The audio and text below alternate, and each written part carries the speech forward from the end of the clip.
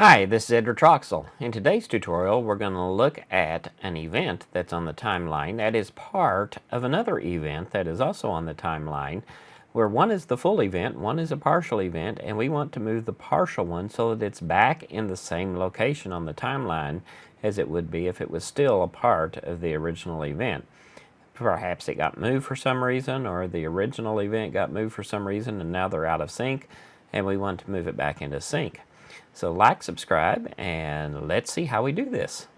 Here is our original event on the timeline. You can see it's a big long event and extends past the edge of the screen. And then here we have a partial piece of an event that is also on the timeline. And if we move back and forth, we can see that this event is perfectly in sync with the event underneath it. So as we go across it, you can see there's no change.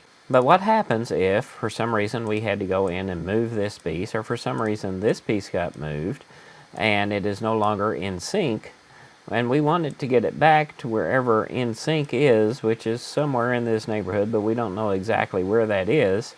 And so how do we get it back to exactly the right spot? This is the one we want to move. The one we want to move always has to be on top. This is the one we want to match it to, and it needs to be below it. And then what we want to be able to do is select the first one and control select the second one so that they're both selected.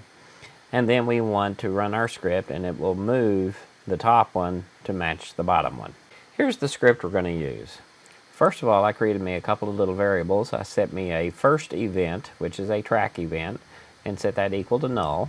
And then I created a second track event called second event and set that equal to null. Then I'm going to go through all of my tracks. For each track, my track in myvegas.project.tracks. Then for each track event in mytrack.events. If that event is selected, then I want to look at it. If my first event equals null, then I want to set my first event equals to that event. Then I need to put an else here. I don't want to put my if second event equals null here because it would immediately get set to the same event. So else, if it was not the first event equal to null, else, if the second event equals null, then I want to set my second event equal to that event. Else, I'm just going to break out of this loop. So then after I've got my two events selected, technically I should probably check to verify down here if either of them is null, not to do this next step. I did not do that in this particular case, but it would be a nice safety feature. And then all we're going to do is set the first event.start is equal to the second event.start minus the second event.activeTake.offset plus the first event.activeTake.offset. So let's see how that runs. So I have my two events selected. So this one's selected, then I control select the second one, and then let's run this. And now this is right back to properly matching.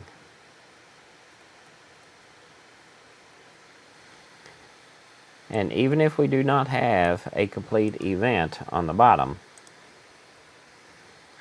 so this is now a smaller piece of the full event, and this is an even smaller piece of the full event, I can still select them both, run the script, and we can see, even if they are both partial clips, we are still perfectly in sync after running the script.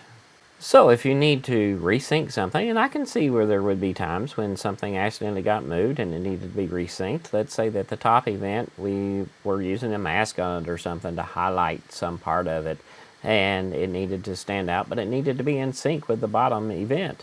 I can see how they could get out of sync, and this will allow it to quickly be moved so that it is back in sync with the other event.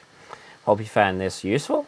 Once again, like, subscribe, and we'll see you in the next tutorial. Please sign up at www.JETDV.com and subscribe on YouTube to get further notifications on when new videos are presented.